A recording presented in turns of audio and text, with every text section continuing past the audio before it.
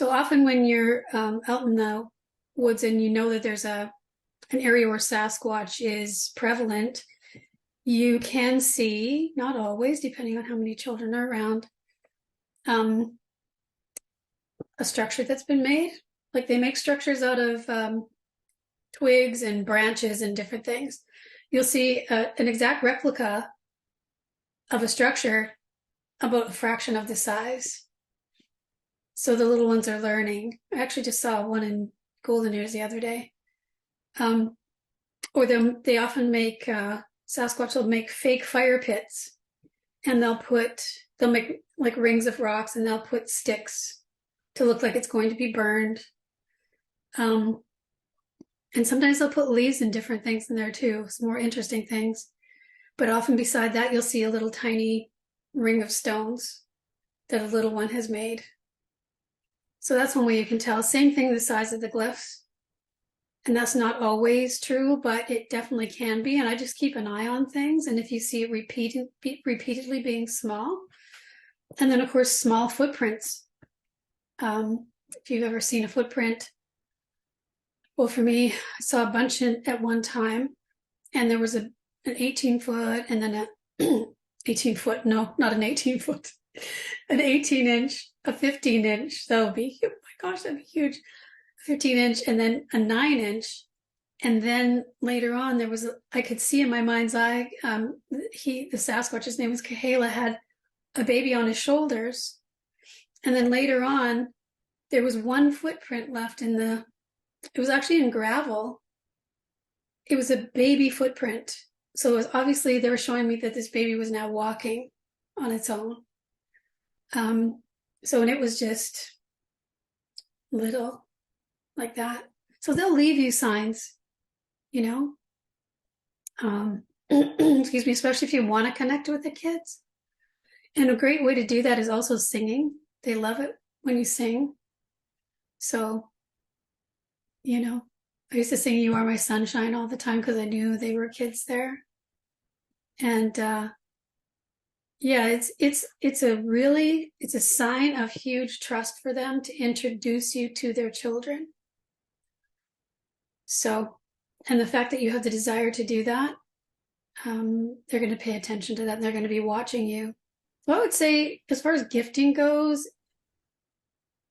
the kids are going to like kid stuff, and the adults, it'll be more methodical what happens. It'll be more,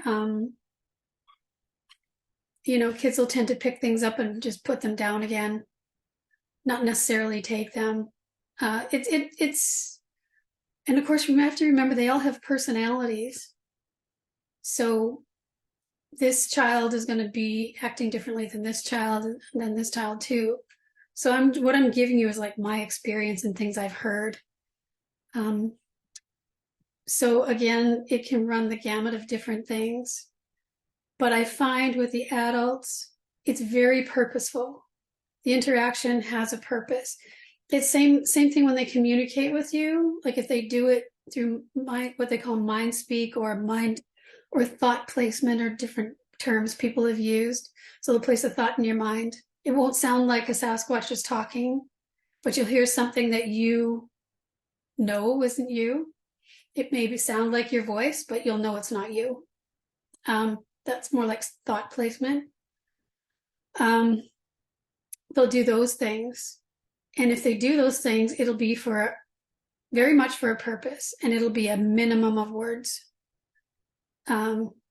Usually, because communicating with us like that isn't that easy for them. They have to get through a lot of static for that. And there are some people that are just natural conduits for that. There are certain people who have the ability to just talk to them all the time.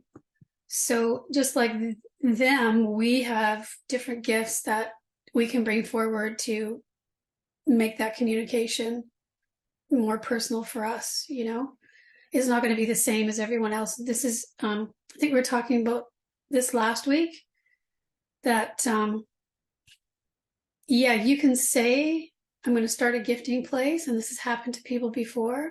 I know someone who this has happened to, and the gifting never took off.